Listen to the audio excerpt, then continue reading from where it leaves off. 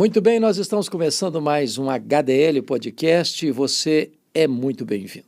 Hoje quero tratar com você como lidar com as pressões da vida, como lidar com as pressões do ministério, como lidar com as pressões da liderança. Vivemos aí num mundo tão tensionado, tão complicado, tão difícil, como lidar nesse tempo de tanta angústia e tanta dor. Então não vai embora não, porque logo depois da vinheta nós estaremos de volta. Como lidar com as pressões da vida, com as pressões do ministério. Deus tem me dado a oportunidade de rodar o Brasil, de visitar todos os nossos estados, de falar em vários congressos e conferências de liderança, e talvez as pressões na liderança sejam maiores ainda. E andando por aí percebo algumas crises que se agigantam na vida dos líderes, na vida de todas as pessoas. Por exemplo, há muita gente hoje que está no ministério, mas é vulnerável emocionalmente, frágil demais. Elas não conseguem sequer administrar os próprios problemas, quanto mais lidar com os problemas dos outros. Encontro pessoas confusas doutrinariamente, gente que está liderando o rebanho, pastoreando a igreja, mas ele mesmo não sabe muito bem para onde está indo. Ainda é um neófito na fé, não está maduro o suficiente para liderar. Encontro pessoas que, embora na liderança, estão perdidas financeiramente, não sabem administrar as finanças, gastam mais do que recebem, envolvem-se em dívidas, querem ter um padrão maior do que conseguem e acabam trazendo problemas para si, para sua família e para a igreja. Encontro líderes também que são despóticos, duros, cáusticos, ácidos, pesados demais, que mantêm o rebanho debaixo de um tacão cruel, pesado. As ovelhas têm medo, são ameaçadas, vivem num cabresto, intimidadas. Vejo também, no outro lado disso, líderes fracos, que não lideram, que não governam, que não têm diretriz, que são guiados em vez de liderar. Encontro também líderes solitários, fazendo carreira solo, não tem network, não tem amigos, não tem parceria, não tem com quem repartir, com quem dividir as cargas, e acabam se estressando, acabam se esfalfando, acabam sem forças para prosseguir. Encontro também líderes desmotivados, gente que já perdeu o brilho dos olhos, gente que não tem mais sangue nos olhos, que não tem mais faca nos dentes, que já entrou numa espécie de letargia, num platô de acomodação. Então, são situações que a gente vê por aí nessas tensões da vida e nas tensões do ministério. Então, vou levantar aqui algumas dessas tensões. Normalmente na liderança, é o problema de fazer para competir. É triste constatar isso, mas tem gente que ainda hoje acha que ele precisa concorrer com o pastor, com a igreja, com a denominação. Ele não tem prazer nenhum na vitória do outro. Ele não fica feliz em saber que a igreja do irmão está crescendo, que o ministério daquele outro irmão está florescendo, que a igreja daquele outro irmão está crescendo, seja numericamente, espiritualmente, financeiramente. Não fica feliz quando o colega constrói um templo. Parece que essas pessoas estão lá para medir forças, para disputar espaço, para competir uns com os outros, quando na verdade o ministério não é competição, é cooperação. Paulo dizia, eu plantei, Apolo regou, mas o crescimento vem de Deus, de tal maneira que nem o que planta, nem o que rega é coisa nenhuma, mas Deus que dá o crescimento. Então, nós não estamos no ministério competindo, nós estamos cooperando. Nos alegramos uns com os outros, choramos uns com os outros, nós estamos servindo uns aos outros. Então, o nosso papel como pastor, como líder, como servos de Deus, como crentes, apresentarmos-nos a Deus como obreiros aprovados, que manejam bem a palavra da verdade. Não estamos disputando quem chega primeiro, quem recebe a medalha, quem levanta o troféu, quem recebe os louros da vitória. Não, isso é carnalidade, isso não é maturidade espiritual, isso é infantilidade espiritual. E nós não deveríamos fazer da vida cristã uma corrida na feira das vaidades, para buscar fama, reconhecimento. Segundo lugar, existe o grande problema do acostumar-se com o sagrado. Gente, lidar com as coisas de Deus é sublime, mas há o risco de você se acostumar de tal maneira com essas coisas sublimes que elas já não mexem mais com você, já não encantam mais os seus olhos, já não mais iluminam o seu coração, já não trazem mais entusiasmo para a sua alma. Eu fico pensando na Bíblia, por exemplo, dos filhos de Eli, né?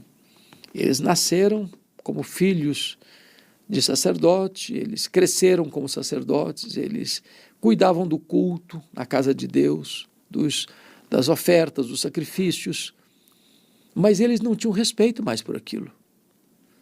Eles não tinham senso de reverência mais com as coisas de Deus. Eles zombavam dos sacrifícios que eram trazidos, se apropriavam indebitamente daquilo que tinha que ser oferecido ao Senhor. Quando houve aquela batalha, eles levaram a Arca da Aliança, mas a vida deles não estava condizendo com aquele gesto, e a arca foi roubada, e eles foram mortos, e 30.000 pessoas perderam a vida. É triste quando as pessoas se acostumam com o sagrado a ponto de não ter mais nenhum zelo, reverência e cuidado com as coisas sagradas. A gente vê muito isso hoje. Pessoas que não mais têm reverência com o culto, não têm mais reverência ao entrar na casa de Deus, não têm mais reverência com a palavra de Deus, com a vida de piedade, com a vida de oração, com o culto, seja pessoal, particular, seja coletivo, porque acostumaram com o sagrado. Mas ainda, existe o grande problema no ministério de você cuidar dos outros e não cuidar de você mesmo. Há um grande risco nisso. Paulo, escrevendo, ou melhor, pregando, falando para os presbíteros de Éfeso, em Mileto, disse assim: atendei por vós e por todo o rebanho sobre o qual o Espírito Santo vos constituiu bispos, para pastoreardes a igreja de Deus, a qual ele comprou com seu próprio sangue. Em outras palavras, você não está apto para cuidar dos outros se você não cuida primeiro de você mesmo. Você não pode apacentar os outros se você não vela pela sua própria vida. Você não pode pastorear os outros se você também não pastoreia você mesmo. Talvez a pessoa mais difícil de lidar é aquela que você vê diante do espelho. Então, cuide de você, porque a vida do líder é a vida da sua liderança. Ao mesmo tempo, os pecados do líder são os mestres do pecado. Então, cuide da sua vida, cuide das suas emoções, cuide da sua mente, cuide do seu corpo, cuide da sua santidade pessoal, cuide da sua vida devocional. Leve uma vida na presença de Deus. E desta maneira, então, você estará qualificado para cuidar dos outros, porque a vida do líder é a vida da sua liderança, mas o pecado do líder são os mestres do pecado. Porque quando um líder peca, ele peca contra o maior conhecimento, ele exorta os outros e não obedece, ele, quando sofre um revés, mais gente é machucada e ferida. Então, cuide da sua vida, para depois, então, você cuidar das outras pessoas. Se eu quiser cuidar do outro, vendo um cisco no olho do outro, não enxergando uma trave que está no meu próprio olho, eu estarei agindo como um fariseu e não como um cristão. Mas ainda, existe um outro problema, que é a síndrome de sentir-se insubstituível. É achar que Deus precisa de nós. É achar que a obra não avança se nós não estivermos presentes.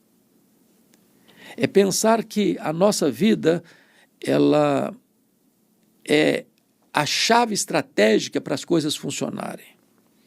Isso aconteceu com Paulo. Quando Paulo subiu para Jerusalém depois da sua conversão e dos seus 3 anos na Arábia, ele pensou que ele era seria o grande líder da igreja. Ele imaginou que ele tinha o melhor currículo para cuidar e liderar aquela igreja. Os apóstolos de Jesus eram galileus, e na Judéia eles eram tidos como gente de segunda classe. Os apóstolos de Jesus eram iletrados, e Jerusalém era a capital intelectual da teologia. Ele, Paulo, tinha passado a sua vida de juventude e estudos aos pés de Gamaliel em Jerusalém. Ele foi agente do Sinédrio em Jerusalém. Ele perseguiu os cristãos em Jerusalém. Ele tinha o melhor credencial, ele tinha o melhor currículo, ele tinha a melhor formação, ele tinha os melhores talentos. Ele era o cara. Ele pensou isso.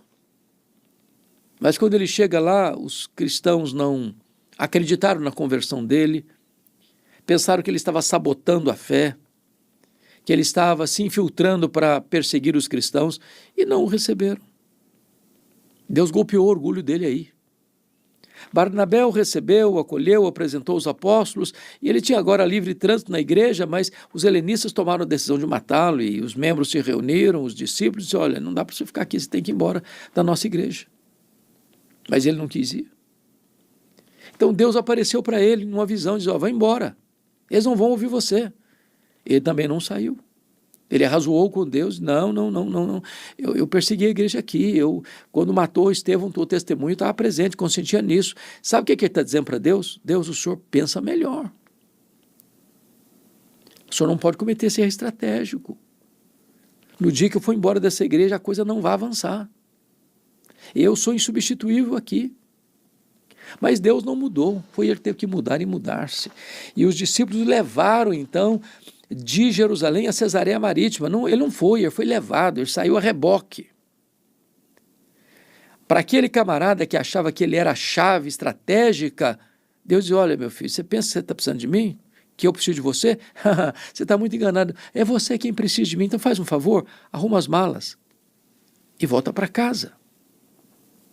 E sabe quanto tempo ele ficou lá? Em Tarsus? Cerca de 10 anos, no molho, longe dos holofotes. E Atos 9:31 diz que no dia que ele foi embora da igreja, a igreja passou a ter paz e passou a crescer. Então, preste atenção nisso, só Deus é insubstituível. Deus, como dizia o nosso missionário pioneiro, Ashbel Green Simon, Deus sepulta os seus obreiros e a sua obra continua. Deus levanta outros. Então não pense que você é o centro do universo, não é, Deus é. Deus nos dá o privilégio de servi-lo, mas a obra vai continuar depois que nós partirmos. Porque o importante não é o evangelista, é o evangelho, não é o pregador, é a pregação. Não se sinta uma pessoa insubstituível. Mas há um outro problema que eu quero levantar aqui, dentro dessas tensões, que é o problema da distração. Nós temos tanta coisa hoje que tentam roubar nossa atenção, que desviar os nossos olhos, tirar o nosso foco. Né? Então, veja bem, a igreja primitiva, ela teve que enfrentar 3 investidas do inimigo. Primeiro, a perseguição no capítulo 4. É um ataque de fora para dentro. A igreja reagiu com oração. Segundo, a infiltração de Ananias e Safira, capítulo 5, tentando corromper a saúde espiritual da igreja. Agora, já que não consegue atacar de fora para dentro, tenta minar de dentro para fora.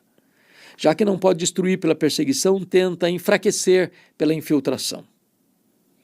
Mas aí o capítulo 6 muda de tática outra vez, agora é a distração. A igreja está crescendo. Na medida que a igreja cresce, os problemas também crescem. E, de repente, as viúvas dos helenistas começaram a murmurar porque estavam sendo esquecidas ou, no mínimo, injustiçadas pela distribuição das ofertas. Então, houve uma murmuração na igreja. Os apóstolos que tomavam conta desse ministério podiam dizer, bom, mas crente murmura mesmo, deixa para lá. Outros poderiam dizer, bom, mas vamos trabalhar mais então, já estamos trabalhando muito, podemos trabalhar mais um pouco para evitar que haja murmuração. Mas não foi a decisão que tomaram. Eles disseram, quanto a nós, nos consagraremos à oração e ao ministério da palavra, e vamos constituir homens cheios do Espírito Santo, cheios de sabedoria, cheios de fé, para esse ministério. Veja bem, precisamos ter foco. Tem a diaconia da palavra e tem a diaconia das mesas. Estes homens, os apóstolos, foram chamados para a diaconia da palavra, e eles precisavam se dedicar à oração, porque sem oração não tem poder para pregar a palavra. Mas o ministério das mesas tem que ser feito. E não por qualquer um, por homens cheios do Espírito Santo, por homens cheios de fé, por homens cheios de sabedoria. E então, a igreja corrige a sua rota, priorizando aquilo que de fato é prioridade, oração e palavra, apacentando o rebanho, e eles, em vez de ficarem distraídos com tantas coisas a fazer, centralizando tudo neles, não. Eles dividem tarefas, distribuem funções, elegem diáconos, encarregam os diáconos da diaconia das mesas, e a igreja então pode ter suas necessidades supridas, e aquilo que outrora era murmuração, agora é motivo de ações de graças e louvor. Por quê? Porque o foco foi corrigido. Como é que nós lidamos com isso? Me permita trazer à tona mais um item de tensão na vida, no ministério, que é o problema constante de você viver nessa linha tênue entre o urgente e o importante. Tudo é urgente hoje. Tudo é urgente. A pessoa bate a sua porta, é urgente. Um convite para um casamento é urgente. Um convite para uma festa de aniversário é urgente. Um churrasco entre os amigos é urgente. Assistir a decisão de um campeonato mundial é urgente para alguns. Então parece que tudo é urgente. Mas às vezes, aquilo que parece ser urgente não é importante.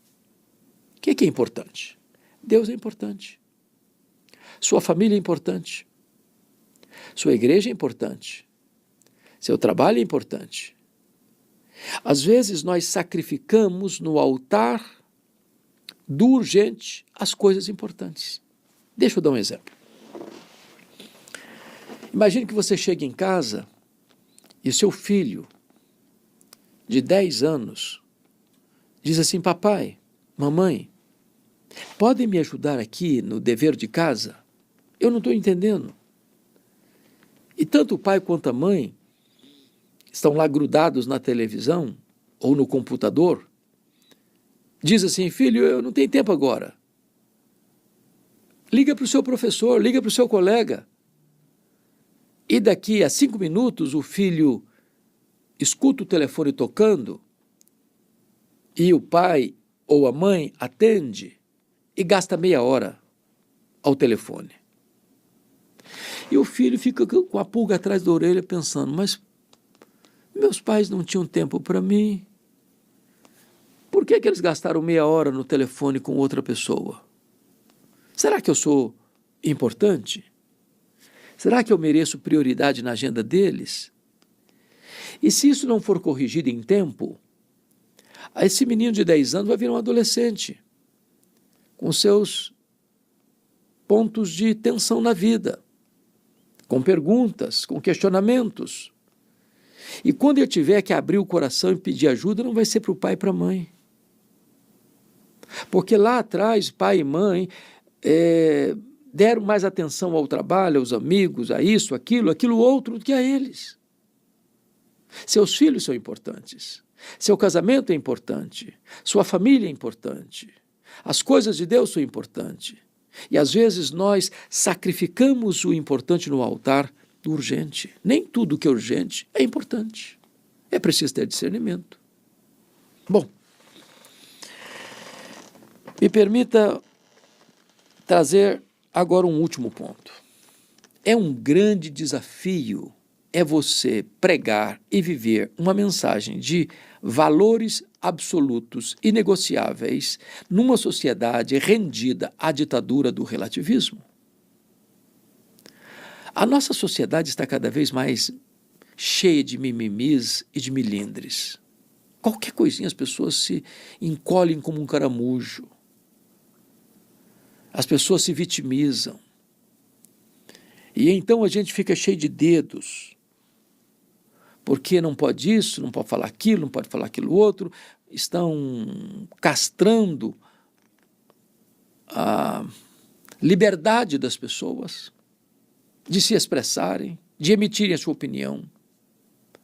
Querem empurrar goela abaixo a ditadura do relativismo, da desconstrução dos princípios, da dilapidação dos valores morais, onde os fundamentos estão sendo destruídos, onde a inversão de valores é gritante, onde se aplaude o que deveria ter vergonha e tem vergonha daquilo que deveria aplaudir. E agora, nessa sociedade onde convida você a se conformar, a fazer concessão, a ter uma agenda absolutamente inclusiva, vale tudo, venha como você está, permaneça como você quiser. Aqui cada um é dono do seu nariz, aqui cada um toma a sua decisão, aqui ninguém interfere com ninguém, desde que você faça o que eu acho. Você tem liberdade para pensar como eu penso, você só não tem liberdade de discordar de mim.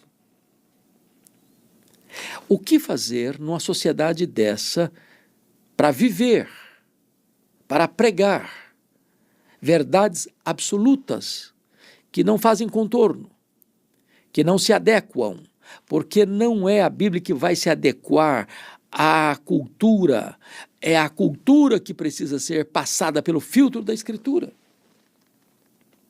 Esse é o posicionamento do cristão. Um cristão verdadeiro entende que a Bíblia não foi e não será, ela é a palavra de Deus, sempre viva, sempre atual, sempre oportuna, sempre verdadeira, infalível, inerrante, suficiente, inspirada, viva, poderosa. Alguns vêm com essa tolice, não, porque isso aí não serve mais, isso aí foi escrito lá para aquele tempo, agora não é mais outro tempo, agora mudou a cultura, agora mudou a linguagem, agora mudou os conceitos, agora mudaram os valores, agora é outro tempo, a Bíblia precisa ser atualizada, ressignificada. Bobagem. A Bíblia é a palavra de Deus, viva, atual, poderosa, oportuna, necessária. Então, viver de maneira digna do Evangelho nessa geração é um grande desafio. Porque isso vai gerar o quê? Perseguição, malquerença. Vão chamar isso de discurso de ódio. Porque você não se conforma com este século, mas você requer ser transformado pela renovação da sua mente em Cristo Jesus.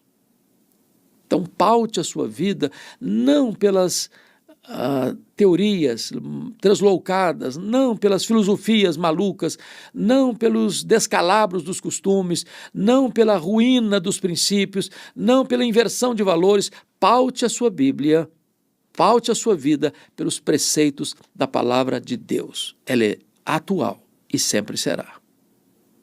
E eu estou certo de que, se nós tivermos esta postura, nós haveremos de superar as tensões, nós haveremos de vencer as pressões, nós haveremos de caminhar de cabeça erguida, ainda que debaixo de hostilidade, mas certos de que estaremos agradando a Deus e abençoando as pessoas.